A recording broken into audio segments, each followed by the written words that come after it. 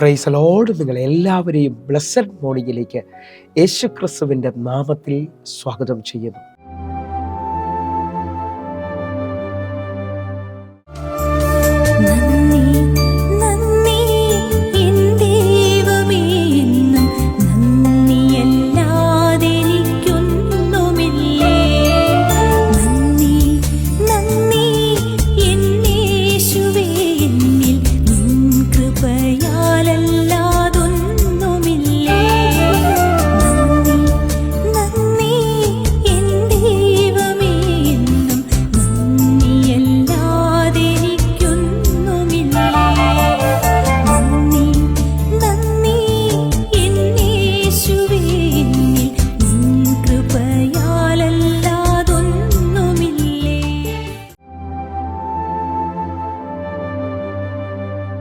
പ്രിയരെ, അനുഗ്രഹിക്കപ്പെട്ട ഒരു പ്രഭാതം കൂടെ നമ്മുടെ ജീവിതത്തിൽ അനുവദിച്ചു തന്ന വലിയവനായ ദൈവത്തെ നമുക്ക് ഒരുമിച്ച് ചേർന്ന് നന്ദി പറയാം. എത്ര പറയും, ഞാൻ നിന്നതല്ല, എൻ്റെ ദൈവം എന്നെ നിർത്തിയതാണ്. ഒന്നുകൂടെ പറഞ്ഞാൽ 2025 ഓഗസ്റ്റ് മാസം 26-ാം തീയതി വരെയും എന്നെയും എൻ്റെ കുടുംബത്തെയും കണ്ണിലെ കൃഷ്ണമണി പോലെ സൂക്ഷിക്കുകയും വിടുവിക്കുകയും ചെയ്ത വലിയവനായ ദൈവത്തിന് നന്ദി പറഞ്ഞുകൊണ്ട് ഈ പ്രഭാത ചിന്തയിലേക്ക് നമുക്ക് ഒരുമിച്ച് അടുത്തു വരാം.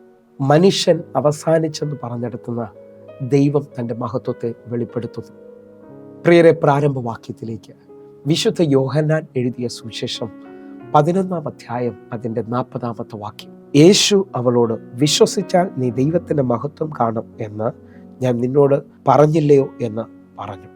പ്രിയരെ, ഈ പ്രഭാതത്തിൽ ദൈവം നമ്മോട് ഇടപെട്ട അനുഗ്രഹിക്കപ്പെട്ട വചനത്തിനായി നമുക്ക് ഒരുമിച്ച് ചേർന്ന് ദൈവത്തിന് നന്ദി പറയാം.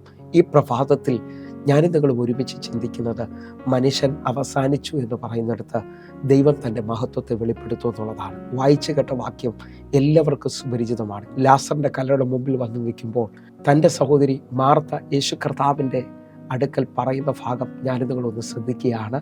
11-ാം അധ്യായം അതിൻ്റെ 39-ാമത്തെ വാക്യം. കല്ല് നീക്കുമെന്ന് യേശു പറഞ്ഞു. മരിച്ചവൻ്റെ സഹോദരിയായ മാർത്ത, കർത്താവെ, നാറ്റം വെച്ച് തുടങ്ങി 4 ദിവസമായല്ലോ എന്ന് പറഞ്ഞു.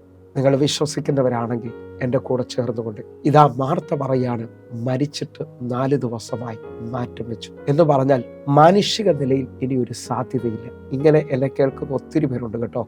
എല്ലാ സാധ്യതകളും അവസാനിച്ചു, നിരാശയോടെ നിൽക്കുന്നവരുണ്ട്. ജീവിതത്തിനകത്ത് പ്രതീക്ഷകൾ അവസാനിച്ചതുപോലെ നിൽക്കുന്നവരുണ്ട്.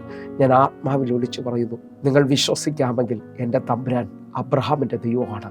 അബ്രഹാം ആശയ്ക്ക് വിരോധമായി ആശയോടെ വിശ്വസിച്ചു എന്നുള്ളതാണ് ഞാൻ നിങ്ങൾ കാണുന്നത്. എന്ന് പറഞ്ഞാൽ തൻ്റെ ഭാര്യയുടെ ഗർഭപാത്രം നിർജ്ജീവമായെന്നും താൻ ഗ്രഹിച്ചെന്ന അവിടെ വ്യക്തമായി എഴുതിയിരിക്കുന്നത്. ആ നിലയിൽ നിൽക്കുന്ന അബ്രഹാം ആശയ്ക്ക് വിരോധമായി ആശയോടെ വിശ്വസിച്ചു, ദൈവത്തിന് മഹത്വം കൊടുക്കാൻ തുടങ്ങി.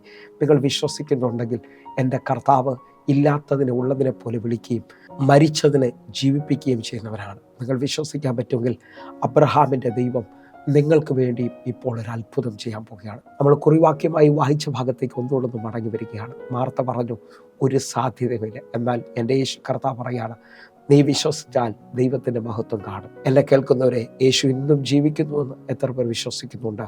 നിങ്ങളുടെ ജീവിതത്തിനകത്ത് ലാസറിനെ ഉയർപ്പിച്ചവൻ നിങ്ങൾക്ക് വേണ്ടി ഒരു അത്ഭുതം ചെയ്യും. തീർന്നെന്ന് പറഞ്ഞ, അവസാനിച്ചെന്ന് പറഞ്ഞ എല്ലാ മേഖലയിലും തമ്പുരാൻ ഒരു മറുപടി തരാൻ പോവുക. നിങ്ങൾ വിശ്വാസത്തോടെ തമ്പുരാൻ്റെ അതിശയം കാണുവാൻ ഈ സമയത്ത് തയ്യാറാകണം. അതേപോലെ തന്നെ യോഹന്നാൻ്റെ സുവിശേഷം 2-ാം അധ്യായം ശ്രദ്ധിച്ചാൽ 2-ാം അധ്യായം അതിൻ്റെ 11-ാമത്തെ വാക്യം. യേശു ഇതിനെ അടയാളങ്ങളുടെ ആരംഭമായി ഗലീലയിലെ കനാവിൽ വെച്ച് ചെയ്ത് തൻ്റെ മഹത്വം വെളിപ്പെടുത്തി. അവൻ്റെ ശിഷ്യന്മാർ അവനിൽ വിശ്വസിച്ചു. വായിച്ചു കേട്ട വചനവും നമുക്കെല്ലാവർക്കും സുപരിചിതമാണ്. കനാവിലെ കല്യാണ വീട്ടിൽ വെച്ച് യേശു കർത്താവ് ഇതാ പച്ചവെള്ളത്തെ വീഞ്ഞാക്കി തീർക്കുകയാണ്. എന്നാൽ ഈ ഭാഗത്തിലേക്ക് നമ്മൾ ആഴമായി വരുമ്പോൾ ആ വീട്ടിൽ വീഞ്ഞ് തീർന്നു പോയെന്നുള്ളതാണ്.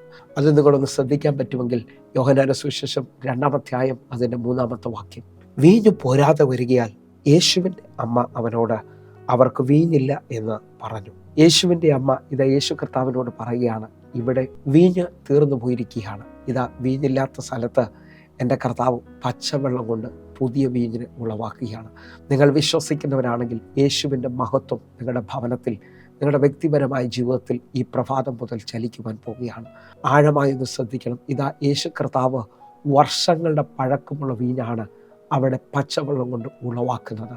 നിങ്ങളുടെ ജീവിതത്തിനകത്ത് മുൻ തലമുറകൾ കാണാത്ത ഒരത്ഭുതം ഇപ്പോൾ കർത്താവ് ചെയ്യാൻ പോവുകയാണ്. കാരണം ഒരു ചരിത്രകാരൻ ഇങ്ങനെയാണ് പറയുന്നത്, 200 വർഷം പഴക്കമുള്ള വീഞ്ഞിലെ പച്ചവെള്ളം കൊണ്ട് ഉളവാക്കിയവൻ എന്ന് പറഞ്ഞാൽ 3 ജനറേഷൻ കാണാത്ത ഒരത്ഭുതം ഈ പ്രഭാതത്തിൽ ചിലവർ കാണാൻ പോവുകയാണ്. നിങ്ങളുടെ അപ്പനും അമ്മയും കാണാത്തൊരു അനുഗ്രഹം ഇന്ന് വിശ്വസിക്കാൻ പറ്റുമെങ്കിൽ എൻ്റെ കർത്താവ് നിങ്ങൾക്ക് വേണ്ടി വെളിപ്പെടുത്താൻ പോകുന്നു.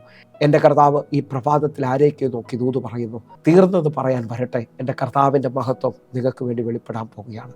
ഒന്നുകൂടെ പഴയ നിയമത്തിലേക്കൊന്ന് വന്നാൽ, പുറപ്പാട് പുസ്തകത്തിൽ ഇതാ ഫറവോൻ ഇസ്രായേൽ മക്കളെ നോക്കി പറയാണ്, അവർക്കിന് മുമ്പിൽ വഴിയില്ല, അവരവസാനിച്ചു. നമുക്ക് പുറപ്പാട് പുസ്തകം 14 അധ്യായം 3 വാക്യത്തിലേക്ക് വരാം. എന്നാൽ അവർ ദേശത്തിൽ ഉഴലുന്നു, മരുഭൂമിയിൽ കുടുങ്ങിയിരിക്കുന്നു എന്ന ഫറവോൻ ഇസ്രായേൽ മക്കളെക്കുറിച്ച് പറയും. ഇസ്രായേൽ മക്കളെക്കുറിച്ച് ഇതാ ഫറവോൻ പറയാണ്, മരുഭൂമിയിൽ അവർ കുടുങ്ങിയിരിക്കുകയാണ് എന്ന് പറഞ്ഞാൽ എല്ലാം അവസാനിച്ചു. എന്നെ കേൾക്കുന്നവരെ, പുറപ്പാട് പുസ്തകം 14 അധ്യായം അതിൻ്റെ 18 വാക്യത്തിലേക്ക് വരുമ്പോൾ ദൈവം പറയുന്നത് നാം ശ്രദ്ധിക്കണം. ഇങ്ങനെ ഞാൻ ഫറവോനിലും അവൻ്റെ രഥങ്ങളിലും കുതിരപ്പടയിലും എന്നെ തന്നെ മഹത്വപ്പെടുത്തുമ്പോൾ ഞാൻ യഹോവയാകുന്നു എന്ന് മിസ്രയീമ്യർ അറിയും. ഫറവോനും കൂട്ടരും ഒരുമിച്ച് പറഞ്ഞത് തീർന്നതാണ്, എല്ലാം അവസാനിച്ചതാണ്. പക്ഷെ ദൈവം പറയുകയാണ്, ഞാൻ എൻ്റെ മഹത്വത്തെ എൻ്റെ ജനത്തിൻ്റെ മുമ്പിൽ വെളിപ്പെടുത്തും. വിശ്വസിക്കുന്ന നിങ്ങളുടെ ജീവിതത്തിനകത്തും ശത്രു കാണാത്ത ചിലത് ഈ പ്രഭാതം മുതൽ വെളിപ്പെട്ട് വരാൻ പോവുകയാണ്. എൻ്റെ കൂടെ വിശ്വസിക്കാൻ പറ്റുമെങ്കിൽ അവസാനിച്ചെന്ന് പറയുന്നിടത്ത് ദൈവത്തിൻ്റെ മഹത്വം വെളിപ്പെടും. പ്രതീക്ഷകൾ കൈവിട്ടു പോയെടുത്ത് ദൈവം നിങ്ങൾക്ക് വേണ്ടി ഒരു ഭയങ്കര പ്രവൃത്തി അയക്കാൻ പോവുകയാണ്. കണ്ണുകൾ അടയ്ക്കാം, നമുക്ക് ഒരുമിച്ച് ഈ പ്രഭാതത്തിൽ പ്രാർത്ഥിക്കാം. ഞങ്ങളെ സ്നേഹിക്കുന്ന ഞങ്ങളുടെ നല്ല ദൈവമേ, പൂർണ്ണ ഹൃദയത്തോടെ ഞങ്ങൾ ഒരുമിച്ച് ചേർന്ന് പ്രാർത്ഥിക്കുന്നു. ഇതൊരു അത്ഭുതത്തിൻ്റെ പ്രഭാതമാണ്, ഇതൊരു ദൈവപ്രവൃത്തിയുടെ പ്രഭാതമാണ്. ഞങ്ങളത് വിശ്വസിക്കുന്നു. കർത്താവെ, അങ്ങ് പ്രവർത്തിച്ചതിനായി നന്ദി. കർത്താവെ, ഞങ്ങളുടെ നോട്ടത്തിൽ അവസാനിച്ചെന്ന് പറയുമ്പോൾ അങ്ങ് ചിലതിനെ ആരംഭിക്കുകയാണ്. അങ്ങയുടെ മഹത്വത്തെ അങ്ങ് വെളിപ്പെടുത്തുകയാണ്. തമ്പുരാനെ, അങ്ങനെ ചെയ്തതിനായി നന്ദി. യേശുവിൻ നാമത്തിൽ ഞാൻ പ്രാർത്ഥിക്കുന്നു. കേൾക്കണം പിതാവേ. ആമേൻ, ആമേൻ. പ്രിയരെ, ഈ പ്രഭാത സന്ദേശം നിങ്ങൾക്ക് അനുഗ്രഹമാകുന്നുവെങ്കിൽ നമ്മുടെ യൂട്യൂബ് ചാനൽ സബ്സ്ക്രൈബ് ചെയ്യും, ഫേസ്ബുക്കിലേക്ക് നിങ്ങൾ ജോയിൻ ചെയ്യുകയും ചെയ്യണമെന്ന് ഓർപ്പിക്കുന്നു. എന്നെ കേൾക്കുന്നവരെ ഒന്നുകൂടെ ഒരു സന്തോഷ വാർത്ത അറിയിക്കുന്നു.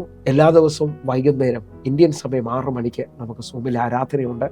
നിങ്ങളെ ഞാൻ ക്ഷണിക്കുകയാണ്, നിങ്ങൾ കടന്നു വരണമെന്ന് ഓർപ്പിക്കുന്നു. എങ്കിൽ അടുത്ത ദിവസം കാണും വരെയും സ്വർഗത്തിലെ ദൈവം നിങ്ങളെ കാക്കുമാറാകട്ടെ. God bless you. ആമേൻ.